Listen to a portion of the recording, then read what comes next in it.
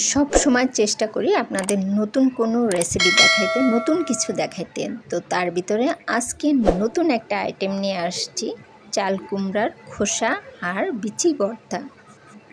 আজকে আমি অনেক রকম ভর্তা করে দেখাবো।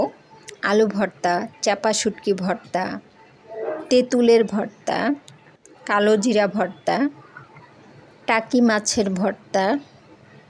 আজকে শুধু ভর্তার আইটেমই আপনাদেরকে দেখাবো। আসসালামু আলাইকুম ভিউয়ার্স। তো চলুন দেখিয়ে দিই কীভাবে আজকের ভর্তাগুলো তৈরি করেছি আমি। প্রথমেই আমি লাল লাল 4-5টা মরিচ নিয়েছি, গোটা গোটা রসুন নিয়েছি আর পেঁয়াজ কেটে নিয়েছি 4 ভাগ করে। নিয়ে আমি চাল কুমড়ার খোসাগুলো একটু ভাজা ভাজা করে নিব। দিয়ে এখানে অল্প সামান্য পানি দিব, কারণ এতে বেশি পানি দেওয়া যাবে না। দিয়ে ডিম জালে রেখে দিব। সরিষা দিয়ে চাল কুমড়ার খোসা ভর্তা কিন্তু খুব মজা। আমি এই প্রথম করলাম, আমি কখনো কাউকে দেখি নাই চাল কুমড়ার খোসা আর বিচি ভর্তা করতে। আমি দেখেছি লাউয়ের খোসা, লাউয়ের বিচি ভর্তা করতে, এবং আমি নিজেও করি। এখানে আমি সামান্য পরিমাণ পানি আর লবণ ছিটিয়ে দিয়ে দিলাম। দিয়ে এটা একদম ঢেকে দিলাম। ঢেকে দিলে এটা ডিম জালে একদম হয়ে যাবে। পরিমাণ মতো পানি দিতে হবে, বেশি পানি দিলে কিন্তু এটা হবে না। একদম তেলের উপরে ভাজা ভাজা করে নিতে হবে।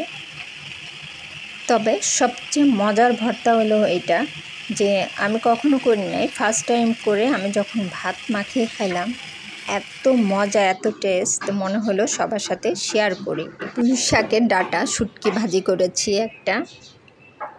এবার আমি নামিয়ে নিলাম পাটার উপরে, সরিষা নিলাম। এবার আমার ছোট্ট পাটায় বেটে আমি ভর্তা করব।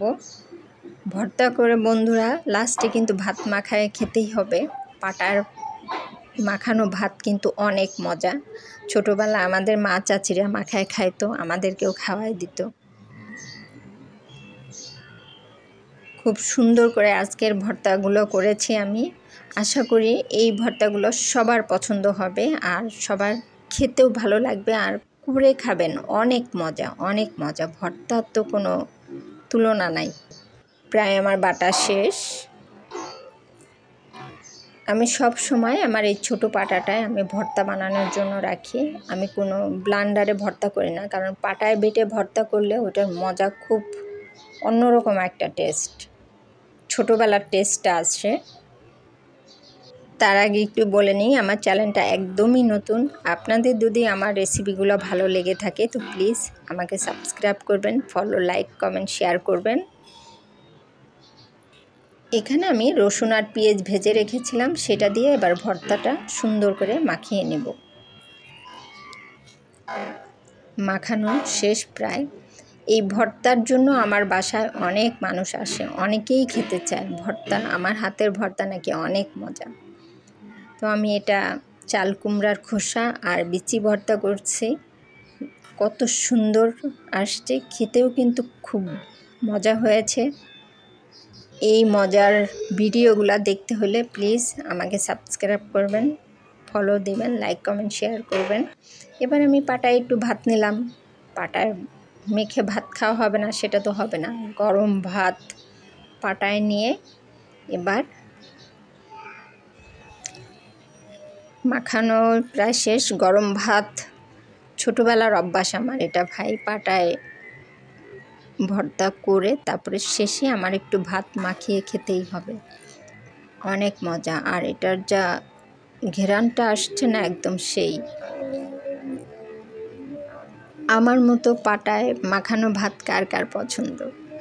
ভর্তা করার শেষে পাটায় একটু ভাত মেখে খেতে হবে।